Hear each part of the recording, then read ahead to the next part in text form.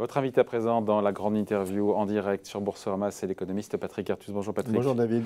On parle du déficit commercial français qui sera encore record cette année et aussi en même temps, on voit des créations nettes d'usines en France cette année. C'est le cabinet Trendio qui nous dit ça. Qu'est-ce qu'on peut dire? Il y a plus d'usines, d'ouverture d'usines, ça s'accélère un petit peu. Il y a un peu de relocalisation, c'est encourageant, c'est marginal. Qu'est-ce qu'on se dit? Il y a des choses qui ont été faites. La baisse d'impôts de production depuis le début du quinquennat, il y a beaucoup de choses qui ont été faites. Oui, alors les politiques économiques vont quand même dans le bon sens. On a la baisse des impôts de production, on a la baisse des cotisations sociales des employeurs, on a du côté du financement des entreprises, la flat tax, la fin de l'ISF, tous les efforts qui ont été faits sur l'apprentissage pour aider les entreprises à prendre des apprentis. Enfin voilà, il y a comme beaucoup de choses qui ont été faites. Le bilan est extrêmement décevant quand on parle de réindustrialisation. Alors ces chiffres de localisation sont assez trompeurs. Parce que 84 relocalisations sur 11 mois contre 10 à 20 par an. Oui, mais comme vous le savez, le problème c'est que les délocalisations ou les disparitions d'entreprises concerne des entreprises ou des établissements qui ont beaucoup plus de salariés que les établissements qui s'implantent. Et quand vous faites la balance, quand vous ne la faites pas en nombre d'établissements, mais que vous la faites en emploi, nous continuons à perdre des emplois dans l'industrie. Donc des nouvelles usines qui se créent, mais avec un nombre limité. On a des chiffres par rapport à ce qu'on détruit en moyenne Alors je crois de mémoire, mais je n'ai pas préparé cette question, que ce qui disparaît emploie en moyenne 80 salariés et ce qui arrive emploie en moyenne 30 salariés. Ouais, c'est le chiffre que j'ai aussi. Oui, mais quand vous regardez maintenant les données macroéconomiques, la production industrielle, elle est 10% plus basse qu'il y a 20 ans et elle ne se redresse pas. On a perdu 10% de production, encore, niveau de production. La balance commerciale industrielle, sur les 12 derniers mois, elle est déficitaire de plus de 80 milliards d'euros. L'emploi industriel continue à diminuer mois après mois. Donc en réalité, on entend un gouvernement qui dit ça y est, on recrée des emplois dans l'industrie. Non, non, mais oui, mais non. Enfin, je veux dire, faut regarder les chiffres sérieusement. Enfin, je veux dire, bien sûr, on crée des emplois, mais en net, on en détruit, quoi. Et donc, on a une situation où on continue à se désindustrialiser. Alors, un peu moins vite qu'avant, mais on se désindustrialise toujours. On continue, mais moins vite. Oui, oui. Alors, évidemment, je l'ai dit, il y a eu plein de réformes qui vont dans le bon sens. Quand on fait des travaux empiriques pour essayer de comprendre le poids de l'industrie dans l'économie, qu'est-ce qu'on trouve? On trouve qu'il y a deux variables qui ont un effet très important sur le poids de l'industrie dans l'économie dans les pays de l'OCDE. La première, c'est les compétences. Et vous savez qu'on a en France un déficit de compétences qui est tout à fait gigantesque, en particulier pour tous les métiers de l'industrie. On ne forme pas beaucoup de techniciens, pas beaucoup d'ingénieurs par rapport aux autres pays. Et puis le second, c'est un certain nombre d'impôts, dont les impôts de production. Alors certes, on a baissé les impôts de production de 10 milliards par rapport à la situation précédente, mais quand on compare à l'Allemagne, on a presque encore 50 milliards d'écart sur les impôts de production entre la France et l'Allemagne. Pourquoi on se compare à l'Allemagne à chaque fois? Pourquoi on ne se comparait pas par rapport à la moyenne de la zone euro? Oui, mais enfin, évidemment, si vous mettez l'Italie et l'Espagne dans le tableau, ils sont plus mal que nous, quoi, donc ça permet d'être un peu rassuré. Mais ce qui est frappant quand vous comparez la France et l'Allemagne, c'est qu'en 2003, la France et l'Allemagne étaient à peu près dans la même situation. On avait un excédent commercial pour l'industrie tous les deux. Enfin, entre-temps, on a eu l'euro. On a eu l'euro entre-temps.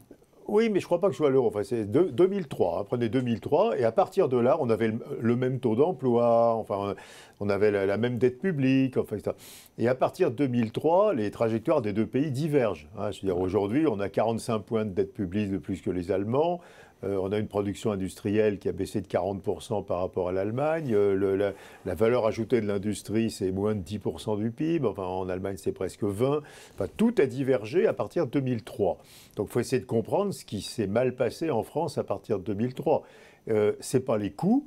Quand vous regardez nos niveaux de coûts, en réalité, nous sommes devenus moins chers de 2003 aujourd'hui par rapport à l'Allemagne. Donc nos coûts de production de l'industrie ont baissé par rapport à ceux de l'Allemagne. Relativement à ceux de l'Allemagne, on est 17-18% moins cher que l'Allemagne aujourd'hui en coût unitaire de production dans l'industrie.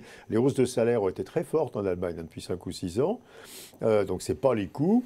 La fiscalité, alors il reste les impôts de production, qui est un grand sujet dont on a parlé.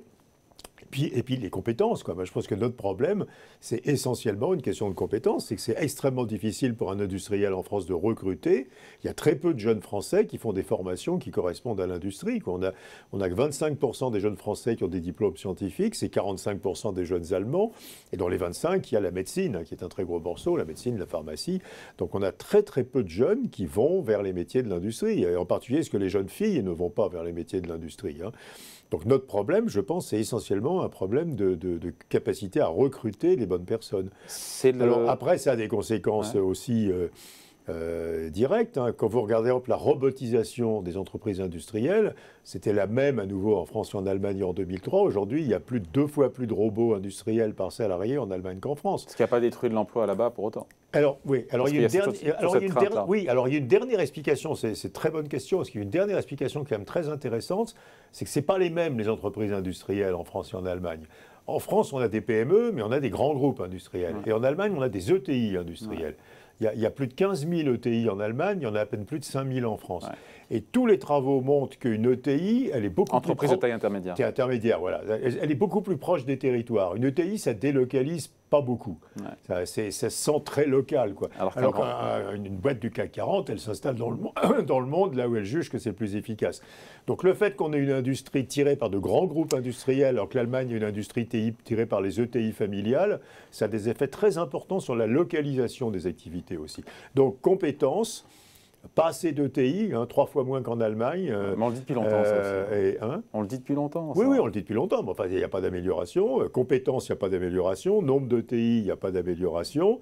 Et impôt de production, il y a une petite amélioration. Donc on n'a pas vraiment traité le sujet. C'est un peu un angle mort. Mais on a traité des sujets. On a quand même traité le sujet un peu apprentissage, un peu formation. On a traité le sujet, un peu le sujet fiscalité du capital, donc du coût de financement des entreprises. On n'a pas bien traité le sujet compétences, on n'a pas bien traité le sujet impôt encore, et on n'a pas bien du tout traité le sujet pourquoi il n'y a pas de TI, quoi. Ce redressement, Patrick, du commerce extérieur français, ça doit être le principal défi économique des années à venir du prochain gouvernement, quel qu'il soit.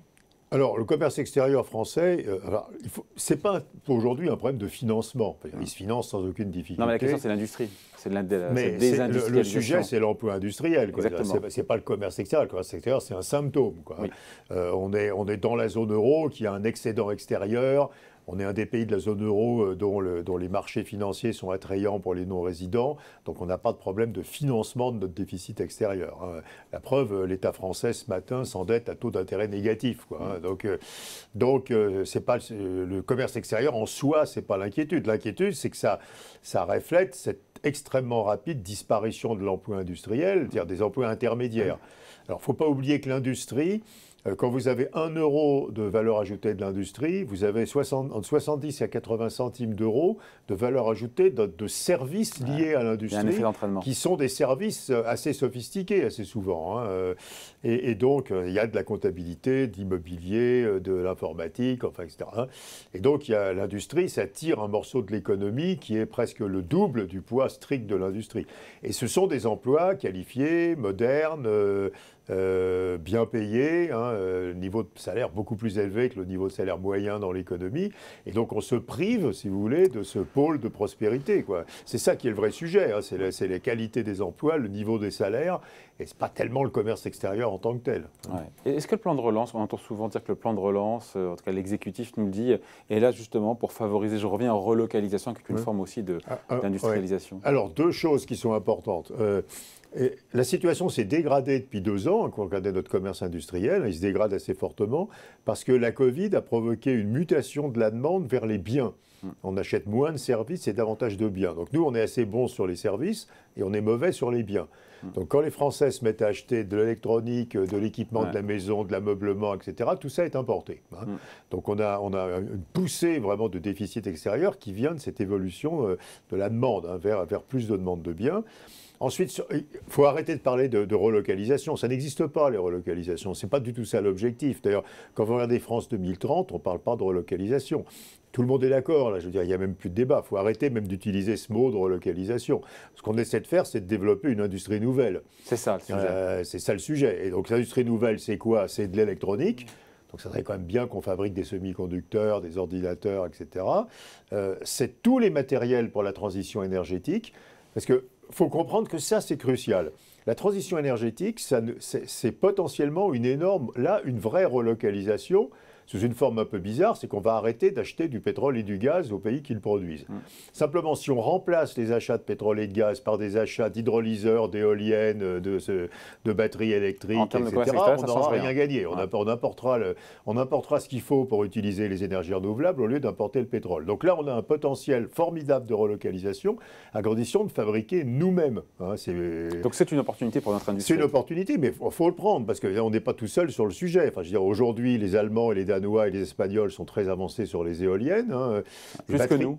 Ah oui, pour l'instant, incroyablement plus que nous. Les batteries électriques, alors on essaie de rattraper le retard, mais l'Asie a une avance absolument considérable. Les hydrolyseurs, il y a des fabricants français, mais enfin, l'essentiel est importé. Enfin, on n'a pas vraiment la culture de ces produits-là, quoi. Et si on n'a pas la culture de ces produits-là, on va remplacer l'importation de pétrole par l'importation de tous ces équipements, et donc on n'aura rien gagné en termes de localisation. Donc voilà, et donc il faut avoir des idées sur les industries du futur. On va pas les industries demain. Enfin, le coût du travail dans l'industrie en France aujourd'hui, charges sociales comprises, même après les baisses récentes de charges, c'est 37 € de l'heure. C'est 7 en Chine et 4 au Vietnam. Donc vous n'allez pas ramener l'industrie de main-d'œuvre. Donc vous allez développer des industries nouvelles qui peuvent être l'avion du futur, l'avion à hydrogène, qui peuvent être des morceaux des voitures électriques, qui peuvent être toute la filière production d'électricité verte, stockage. Et en termes d'emploi, toute cette filière...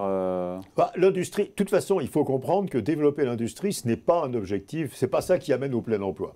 L'industrie, ça fabrique du revenu. Ça donne des bons emplois, si vous voulez. Mais le problème de chômage en France, le chômage structurel de la France, c'est les peu qualifiés. Enfin, si on cogne en fait, sur une espèce de plancher de chômage qui est à 7% ou à 7,5%, alors que d'autres pays cognent à 3%, quoi, je veux dire, c'est pas à cause de l'industrie. C'est à cause des problèmes de salariés très peu qualifiés.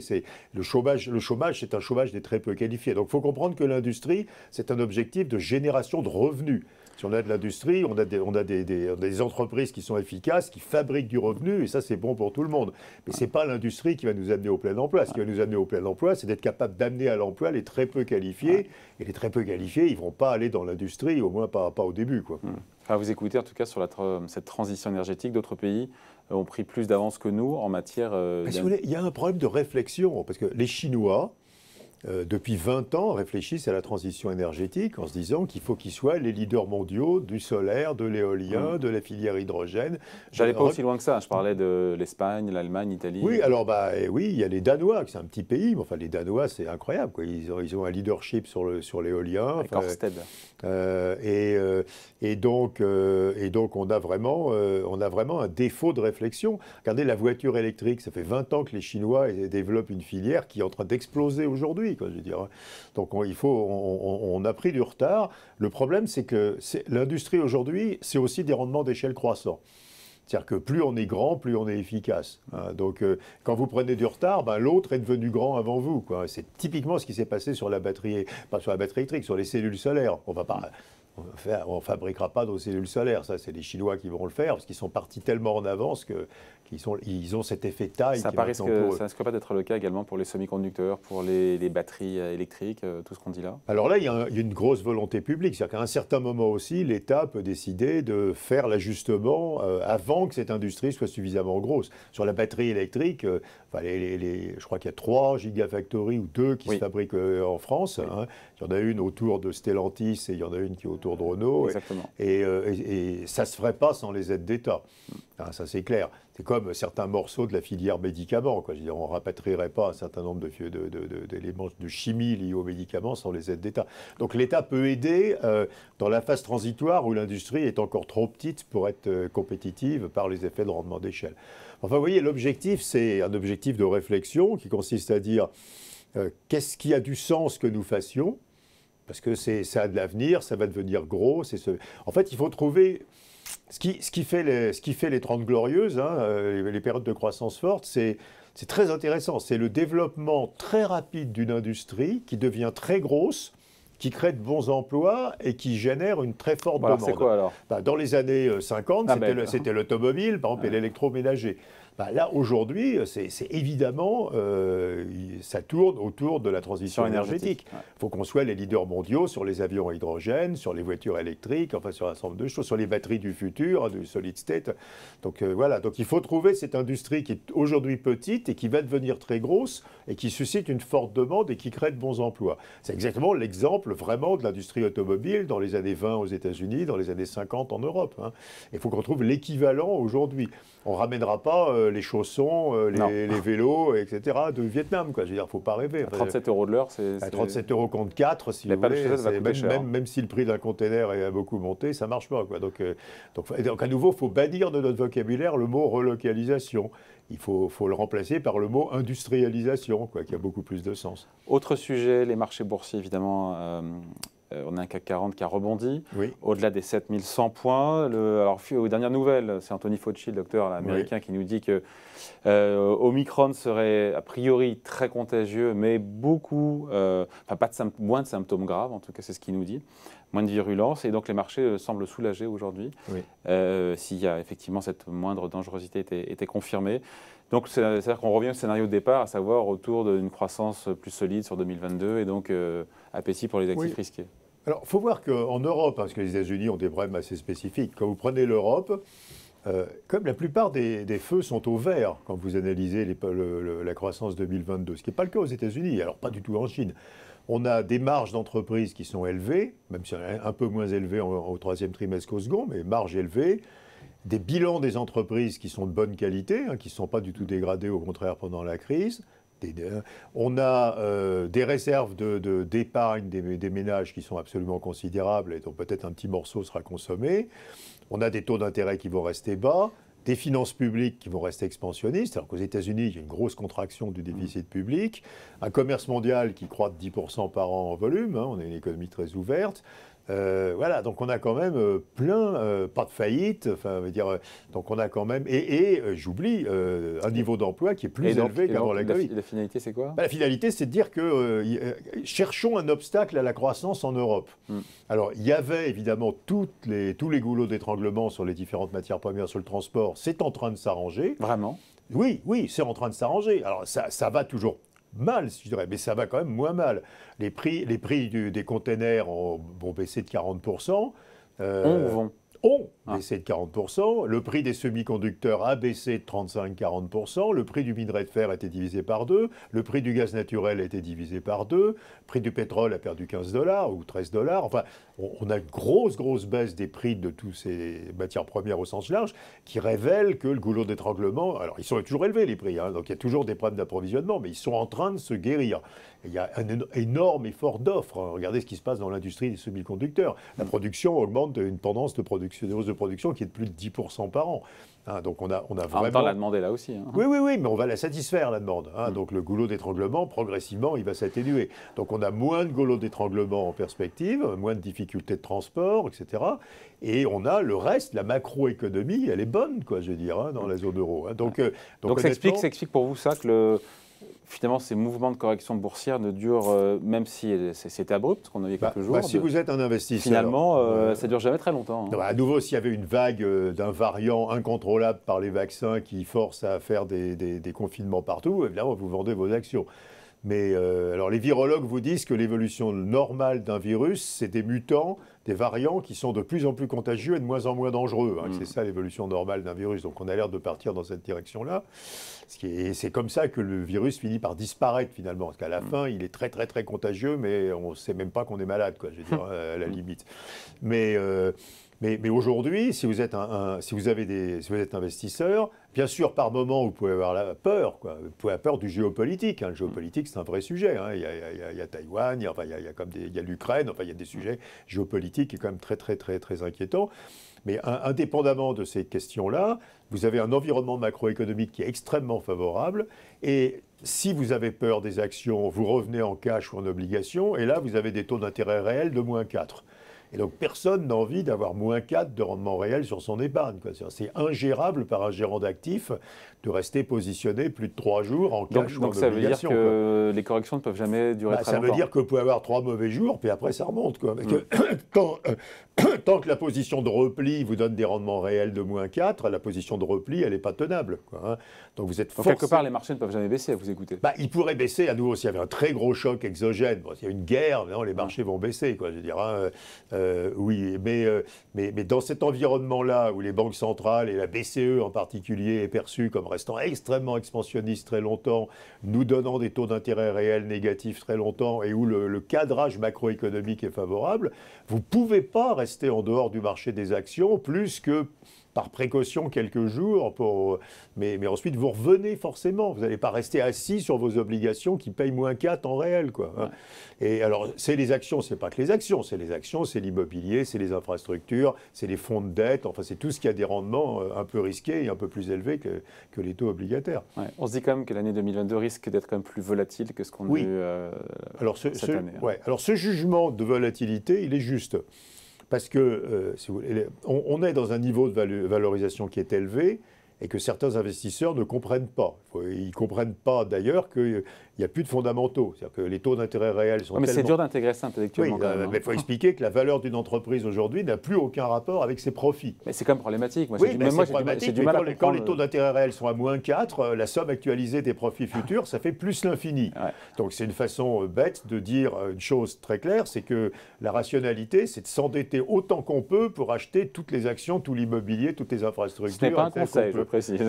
C'est un conseil. Et donc, parce que quand vous payez -4 réels, évidemment, voilà. Donc les investisseurs sont mal à l'aise avec des valorisations d'actifs très élevées, dont ils constatent quand même qu'elles continuent à monter, et portées à nouveau par la liquidité, les taux bas et la reprise de la croissance. Et ils sont mal à l'aise. Donc, une mauvaise nouvelle provoque une réaction, à nouveau, vous le disiez, qui ne dure que quelques jours. Voilà. Plus, on risque d'avoir de façon répétitive des chocs d'inflation qui sont liés à la transition énergétique. C'est-à-dire, ce qu'on a vu sur l'énergie, ça va se reproduire, hein, puisqu'on fait baisser la production d'énergie fossile plus vite que la demande. On pourrait dire de façon très caricaturale, on n'a plus de pétrole, mais il y a encore des voitures, quoi, hein. Et donc, dès qu'il y aura des poussées de demande, parce qu'il fait froid, etc., on aura à nouveau des poussées sur les prix d'énergie. Donc, on va avoir de la volatilité de l'inflation. Et donc de la volatilité des taux d'intérêt réels, en plus du fait qu'ils sont négatifs, et ça génère de la volatilité action. Donc on va avoir des marchés plutôt en hausse en tendance, mais plutôt volatiles, hein, c'est ça le pronostic assez raisonnable. Donc il faut couvrir la volatilité, quoi, en gros, quoi, hein, si on est un investisseur normal. Aussi. Et alors comment on fait ? On peut couvrir la volatilité, il y a toutes sortes de marchés de couverture de la volatilité, hein. Donc on peut couvrir la volatilité. Si on est exposé à l'inflation, il faut couvrir la volatilité de l'inflation. Enfin, on aura un besoin de couverture plus élevé dans cet environnement-là, hein. Le besoin de couverture sur les marchés va être plus élevé. Voilà, donc 2022 plus volatile a priori. Merci en tout cas d'avoir été avec nous. Donc Patrick Artus, chef économiste de Natixis, invité de la grande interview en direct sur Boursorama. Merci. Merci David.